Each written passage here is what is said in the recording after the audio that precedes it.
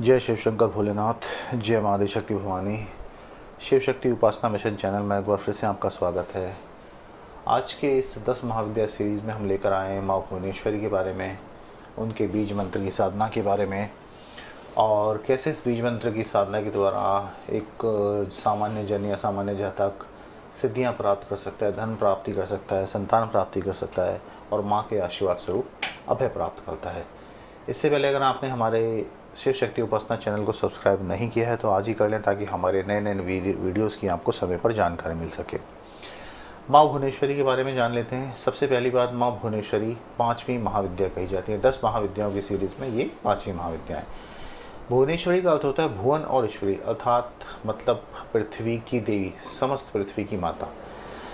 माँ भुवनेश्वरी को समस्त संसार की स्वामिनी कहा जाता है, ब्रह्मांड की माता कहा जाता है, ब्रह्मांड की जननी कहा जाता है, और श्रीकुल की प्रथम माता के बारे भी यही है। ऐश्वर्य की स्वामिनी कहा जाता है इन माता को। माता के अन्य नाम भुवनेश्वरी, शाकंभरी, शताक्षी, राजराजेश्वरी, जगत जननी, साथ ही साथ माँ को काल की जन्मदात्री भी कहा जाता है। माँ भुवनेश्वरी माँ पार्वती का ही रूप है और यही आदिशक्ति हैं और यही मूल प्रकृति हैं। भाद्रपद शुक्ल पक्ष की द्वादशी तिथि को माँ भुवनेश्वरी की जयंती मनाई जाती है। माँ अपने जातकों को, अपने बच्चों को अभय, सिद्धियाँ और धन प्राप्ति देने में कतई भी संकोच नहीं करती। माँ भुवनेश्वरी के अधिकार सारी सृष्टि का, सारे संसार का दैवीय, आध्यात्मिक और भावनात्मक ऐश्वर्य है। सारा वैभव माँ के चरणों में है, सारा ऐश्वर्य माँ के चरणों में है। हमारे अंदर जो चेतना के आनंद की अनुभूति होती है वो माँ के द्वारा ही है। इस विश्व की व्यवस्था को सुचारू रूप से चलाने की वो भी माँ ही देखती है और माँ ही मूल प्रकृति है। कहते हैं कि माँ ने शाकंभरी रूप में शिवालिक पर्वत पर 9 दिन रात, मतलब पूरे दिन पूरे रात 9 दिनों तक लगातार अश्रु की, जब इस समस्त संसार पर अकाल आया था, खाने पीने को या वर्षा का अकाल पड़ गया था, उस समय माँ ने शाकंभरी रूप में शिवालिक पर्वत पर 9 दिन रात तक अश्रुवृष्टि की थी। वहीं से माँ का नाम शाकंभरी पड़ा और शाकंभरी रूप में ही माँ की पूजा भी की जाती है। माँ का जो साधक होता है, माँ का जो बच्चा होता है, बालक होता है, वो सारे ब्रह्मांड में बिखरे हुए सभी पदार्थों को अपने संकल्प बल से, माँ के आशीर्वाद से नियंत्रित और उपलब्ध कर पाता है। माँ का साधक होगा वो अपने बल का उपयोग विश्व की सुख शांति के लिए करता है। माँ एक सर्वोच्च सिंहासन पर विराजमान है, जो कि संसार की सर्वोच्च सत्ता का भी प्रतीक है। माँ का उगते हुए सूर्य के समान सुनहरा वर्ण है और सूर्य के समान ही तेज है, और कहते हैं कि माँ के अंदर कई सूर्यों की शक्ति निहित है। माँ के सिर पर मुकुट है जिस पर चंद्रमा सुसज्जित है। माँ भगवान शिव या भगवान भोलेनाथ की तरह ही त्रिनेत्रधारी है। माँ के 4 हाथ हैं, जिसमें से 2 में अंकुश जो कि नियंत्रण का प्रतीक है और फंदा या पास जो कि आसक्ति का प्रतीक है। माँ के 2 हाथ वरदान और अभय मुद्रा में हैं। माँ अपने शांत रूप में बैठी हैं और भक्तों पर अपनी शुभ और कल्याणकारी दृष्टि डाल रही हैं। माँ के हाथ में माला और आशीर्वाद मुद्रा, जो कहते हैं कि नियमितता और आशीर्वाद मुद्रा जो है प्रजा पालन की भावना का प्रतीक है। माँ के खुले केश हैं। माँ ने लाल और पीले रंग के वस्त्र पहने हैं और कई तरह के आभूषणों से माँ सुसज्जित हैं। कहते हैं कि ईश्वर रात्रि में जब ईश्वर के जगद्रूप का व्यवहार पर लोप हो जाता है, उस समय केवल ब्रह्मा ही अपनी अव्यक्त प्रकृति के साथ शेष रहता है, और उसी समय उस ईश्वर रात्रि के अधिष्ठात्री देवी ही भुवनेश्वरी कहलाती हैं। जैसा मैंने बताया कि इनके मुख्य आयुध अंकुश और पाश हैं। अंकुश से जहाँ नियंत्रण करती है, वहीं पास आसक्ति का प्रतीक बताया जाता है। तो इस तरह से कहते हैं कि सर्वस्वरूपा मूल प्रकृति भुवनेश्वरी माँ ही है, जो कि विश्व को वमन करने के कारण वामा और शिवमयी होने से ज्येष्ठा और कर्म नियंत्रण, फल दान करने व जीवों को दंडित करने के कारण रौद्री भी कही जाती है। कहते हैं कि भगवान शिव का वाम भाग ही भुवनेश्वरी है। अक्सर आपने देखा होगा माँ पार्वती और भगवान शिव के मिलन है, उनकी कई तस्वीरें भी आपने देखी होंगी अर्धनारीश्वर रूप में। तो भगवान का वाम भागी माँ पार्वती या 10 महाविद्याएँ हैं। माँ भुवनेश्वरी के संग से ही भुवनेश्वर सदाशिव को सर्वेश होने की योग्यता प्राप्त होती है, और कहते हैं कि समस्त महाविद्याएँ भगवती भुवनेश्वरी की सेवा में सदा संलग्न रहती हैं। 7 करोड़ महामंत्र इनकी सदा ही आराधना किया करते हैं। और सभी तंत्रों के अनुसार, पुराणों के अनुसार काली और भुवनेश्वरी दोनों में अभेद है, अर्थात कोई अंतर नहीं है। अव्यक्त प्रकृति भुवनेश्वरी ही रक्तवर्णा काली कहलाती है। अब देख लेते हैं कि माँ भुवनेश्वरी की पूजा करने से आपको क्या प्राप्त होता है, क्या फल प्राप्त है। सबसे बड़ी एक बात बताई जाती है कि संतान प्राप्ति की इच्छा से जो भी माँ की आराधना पूजा पाठ करेगा उसे पुत्र प्राप्ति होगी। इसके अलावा आत्मिक ज्ञान प्राप्त होगा, पंच तत्वों का ज्ञान होगा, चित्त की शांति प्राप्त होती है और ऐसे जो साधक होते हैं उनमें सूर्य के समान तेज और अथाह ऊर्जा का संचार होता है। दिव्य ऊर्जा उनके शरीर में प्रवाहित होती है और इनका व्यक्तित्व बड़ा ही मंत्र मुग्ध करने वाला होता है। ऐसे व्यक्ति को पैसे की तरफ से बहुत ही सुरक्षित महसूस करते हैं, साहस की कोई कमी नहीं होती है, आत्मविश्वास भरपूर होता है और ऐसे लोग सदा सुखी जीवन व्यतीत करते हैं। प्रसिद्धि प्राप्त होती है, रोग शत्रु ऋण इनसे मुक्ति मिलती है, माँ इनसे रक्षा करती है। अब देख लेते हैं यदि आप माँ की आराधना करना चाहते हैं, पूजा करना चाहते हैं तो आपको क्या क्या करना होगा। और जैसा कि मैंने पहले वीडियोज़ में बताया है कि 10 महाविद्या की यदि पूजा करना चाहते हैं तो क्योंकि ये बीज मंत्र की साधना है तो बीज मंत्र सबसे छोटा स्वरूप होता है मंत्र का, एकाक्षरी मंत्र भी कहा जाता है अक्सर इनको। तो 10 महाविद्याओं में अगर आप इनकी पूजा पाठ करना चाहते हैं अपने किसी विशेष अभिलाषा की पूर्ति के लिए तो सबसे पहले आपको संकल्प लेना होगा। संकल्प लेने के लिए आपको क्या करना है, थोड़े से अपने उल्टे हाथ में गंगा जल ले लीजिए, थोड़ा सा अपने ऊपर छिड़क लीजिए, अपना शुद्धिकरण कर लीजिए, थोड़ा सा गंगा जल पी लें। संकल्प करने के लिए थोड़ा सा गंगा जल उल्टे हाथ में लें, उसमें फूल डालें, चावल डालें, रौली रखें और दाएं हाथ से ढककर अपने संकल्प का उच्चारण करें कि आप अपनी किस अभिलाषा की पूर्ति या समस्या के निवारण के लिए विशेष पूजन कर रहे हैं। संकल्प लेने का तरीका क्या होता है, आप अपना नाम लीजिए, अपनी जगह का नाम लीजिए और अपने विशेष स्थान जहाँ आप बैठे हैं वहाँ का नाम लीजिए और फिर बहुत ही स्पष्ट स्वर में बोलिए कि आप अपनी किस अभिलाषा, किस मनोकामना की पूर्ति के लिए माँ को याद कर रहे हैं, माँ की आराधना कर रहे हैं। उससे अगला है कि संकल्प लेते हुए जो फिर आप बोलेंगे कि संकल्प में कि जो पूजा कर रहे हैं, जाप कर रहे हैं, माला के इस बीज मंत्र का जाप करेंगे, ये आप कितने दिन तक करेंगे और कितनी माला प्रतिदिन करेंगे। आप 5 दिन भी कर सकते हैं, 11 का भी संकल्प कर सकते हैं, 21, 31, 51, 108, जो भी आपकी श्रद्धा हो या जो भी आपके कार्य की प्रकृति हो। बड़ा कार्य है तो डेफिनेटली आपको ज़्यादा जाप करना चाहिए, छोटा काम है तो आप कम से शुरू कर सकते, या बहुत कम अगर आप नए साधक हैं तो फिलहाल छोटे से शुरू कीजिए, 5 दिन का संकल्प ले लीजिए। और दूसरी चीज़ आपको ये बहुत स्पष्ट रूप से बोलनी है कि 5, 11, 21, 31, 51, 108 इसमें से कितनी माला आप डेली करेंगे। आप 5 माला भी रोजाना कर सकते हैं, सुबह या शाम का कोई समय चुन लीजिए जो भी आपको उचित लगता है, अच्छा लगता है, और उसके बाद उसी समय प्रतिदिन वो समय आपको बदलना नहीं है। इसमें सबसे बड़ी बात, आप रुद्राक्ष की माला का जाप उपयोग करेंगे। और ये संकल्प पूरा होने के बाद, ये पहले दिन का काम है, संकल्प पूरा होने के बाद उस जल को ज़मीन पर छोड़ दीजिए और माँ को हाथ जोड़ के प्रार्थना कर लीजिए कि माँ आपकी इस पूजा को सफल बनाए, आपको आशीर्वाद प्रदान करे और आपको इतना संकल्प आपका मजबूत रखे कि आप इस साधना को, इस जाप को पूरा कर सकें अच्छे से। आप पूजन की विधि कर देते हैं। संकल्प आपको पहले दिन का ये ध्यान रखिएगा, रोज़ संकल्प नहीं करना होता। अब पूजन करने के लिए सबसे पहले क्या आपके पास गणेश जी का पूजन करना है। अगर आपके पास गणेश जी की तस्वीर, मूर्ति कुछ भी है तो सबसे पहले उनको धूप दीप दिखाएं, एक दिया जला दें और भोग के तौर पर बेसन का लड्डू या कोई अन्य मिष्ठान उनको अर्पित करें। मोदक है तो बहुत अच्छा है, नहीं तो आप सामान्य लड्डू भी, बूंदी का लड्डू वो भी अर्पित कर सकते हैं। और हाथ जोड़ कर उनसे प्रार्थना करें कि मैं साधना करने जा रहा हूँ, इसमें कोई भी विघ्न आता है, कोई परेशानी आता है तो उसका हल निकालें, उसको सुलझाएं। और उसके बाद ओम श्री गणेशाय नमः, ओम श्री गणेशाय नमः, ओम श्री गणेशाय नमः, ये अपनी मूल गणेश जी का मंत्र है। जो आपने रुद्राक्ष की माला ली हुई है उस पर एक माला सबसे पहले इसको पूरा करें। उसके बाद अगला स्टेप आ जाता है, आपको भगवान शिव का पूजन करना है। भगवान शिव के लिए क्या, अगर आपके पास शिवलिंग है तो अच्छा है, नहीं तो अगर भगवान शिव की कोई तस्वीर है, माँ पार्वती भगवान शिव की तस्वीर अवश्य घर में रखें।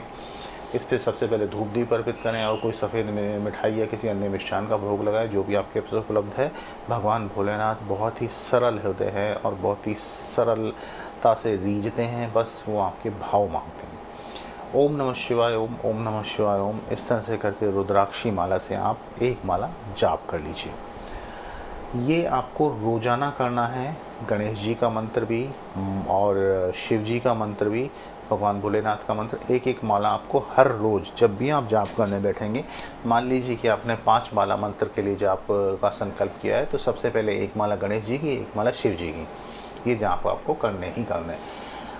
उन दोनों मंत्रों के बाद आप अपने मूल मंत्र पे आ जाते हैं, जहाँ पर कि आपको माँ भुवनेश्वरी का पूजन करना है। सबसे पहले माँ भुवनेश्वरी की फ़ोटो अगर उपलब्ध हो जाए तो बहुत अच्छा है, अगर नहीं हो पाती तो माँ दुर्गा को भी आप माँ भुवनेश्वरी रूप में मानकर पूजन कर सकते हैं। सबसे पहले माँ को भी धूप दीप दिखाइए, मिष्ठान अर्पित कीजिए, फूल फल अर्पित कीजिए और माँ से प्रार्थना कीजिए कि वो आप पर आशीर्वाद बनाए रखें, आप पर कृपा करें और आपके संकल्प को पूरा करने में सहायता करें। उसके बाद जितना भी आपने माला निर्धारित की है, 5 माला, 11 माला, 21 माला, उसका फिर अपना जो भी मैं बीज मंत्र बताऊंगा उसका आप जाप करें। कोशिश कीजिए जिस समय आप जाप करें आपका ध्यान माता की तस्वीर या मूर्ति पर लगाएं। धीरे धीरे करके माँ के चरणों को देखें, माँ के चरणों में अपना ध्यान लगाएं, माँ की तस्वीर को देखें, माँ की मूर्ति को देखें और ये एक मन में लें कि माँ आप पर कृपा कर रही है, माँ आप पर शक्तिपात कर रही है या माँ पर आपको आशीर्वाद दे रही है। इस रूप में आप माँ को महसूस कीजिए, अवश्य ही आपको कृपा प्राप्त होगी। पहले दिन जितना भी जाप आप करेंगे डेली का प्रोसेस वही रहेगा। पाठ समाप्त हो गया, उसके बाद माँ से अपनी गलतियों के लिए क्षमा प्रार्थना करें, उनसे माफ़ी मांगें कि हे माँ, मुझसे आपका जाप करने में, आपकी सेवा पूजा करने में कोई कमी रह गई हो, भूल चूक रह गई हो तो मुझे माफ़ करें। जैसे हमारी माँ है घर में, वो हमारी गलतियों को सदा माफ़ करते हैं, वैसे ही भुवनेश्वरी माँ भी सर्वशक्तिमान है, सबकी माँ है, जगत जननी है, ये भी हमसे कोई भूल चूक होगी माफ़ करेंगे। माँ भाव देखेगी आपका, गलती सदा माँ माफ़ करती आई है। इसी प्रोसेस को आपको, इसी क्रम को आपको रोज़ाना फॉलो करना है। सबसे पहले गणेश जी का पूजन, फिर भगवान शिव का पूजन, फिर माँ का पूजन और जितने दिन का भी आपने संकल्प लिया है, 5, 11, 21, 51, 108, जितने का भी आपने संकल्प लिया है वही आप रोज़ाना का क्रम दोहराएंगे और प्रतिदिन पूजा करते हुए समय सुबह या शाम कभी भी आप चूज़ कर सकते हैं, जो भी आपको सुविधा अनुसार हो, और रोज़ाना उसी समय पे पूजा पाठ करें। शुद्धता बनाए रखें, मानसिक संकल्प मजबूत रखें, झूठ बोलने से परहेज करें, नॉनवेज ना खाएं, ब्रह्मचर्य का पालन करें। ये सब चीज़ें आप संकल्प लेके करें, तभी आपको इसका पूर्ण फल प्राप्त होगा। अब आपने जितने भी दिन का संकल्प किया है, 5, 11, 21, 51, 108, जो भी है आपका संकल्प, जब आपका जप लास्ट हो तो उस दिन माता के नाम से हवन करें। हवन किस मंत्र से करें?